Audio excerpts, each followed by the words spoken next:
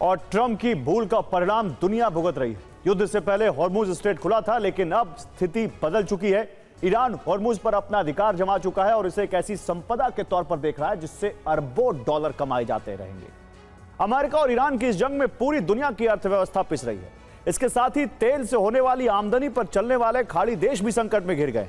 अब सवाल है कि क्या अमेरिका हॉर्मुज को ईरान से छीन पाएगा या फिर दुनिया को बचाए रखने के लिए वैकल्पिक रास्तों पर निर्भर होना पड़ेगा। देखिए कैसे हॉर्मुज वैश्विक शक्ति संतुलन बदलने का कारण बन रहा है। IRGC ने पिछले 24 घंटे में तेल टैंकर, कंटेनर जहाज समेत 26 कमर्शियल जहाजों को हॉर्मुज स्ट्रेट से गुजरने की इजाजत दी है। 26 जहाज हॉर्मुज स्ट्रेट से गुजरे हैं। कई जहाज ईरान के ट्रैफिक लेन का इस्तेमाल कर रहे हैं।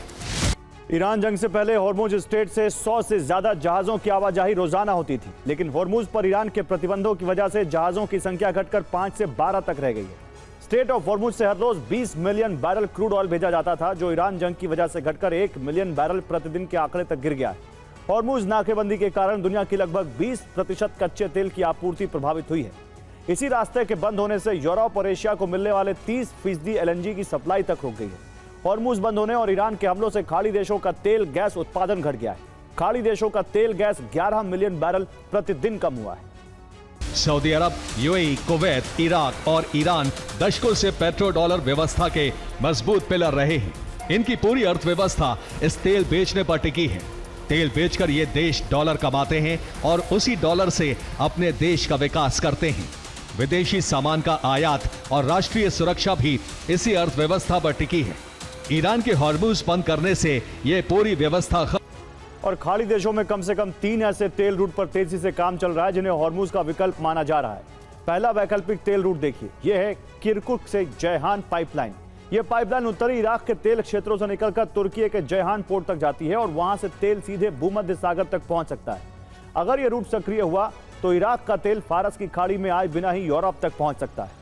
अगला प्रस्तावित रूट बसरा से अकाबा पाइपलाइन है। यह इराक के दक्षिणी तेल क्षेत्रों से निकलकर जॉर्डन के अकाबा पोर्ट तक पहुंचाने की योजना है। वहां से लाल सागर के रास्ते निर्यात होगा। इस तरह हॉर्मुज के जोखिम भरे रास्ते से बचाकर सीधे लाल सागर के रास्ते तेल भेजा जा सकता है। तीसरा है सऊदी अरब के रणनीतिक ईस्ट वेस्ट पाइपलाइन, जो अबकैक से पश्चिमी तट के यानबू पोर्ट तक जाती है।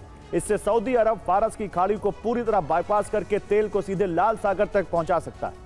इन सभी की क्षमता लगभग 5 से 7 मिलियन बैरल प्रतिदिन है।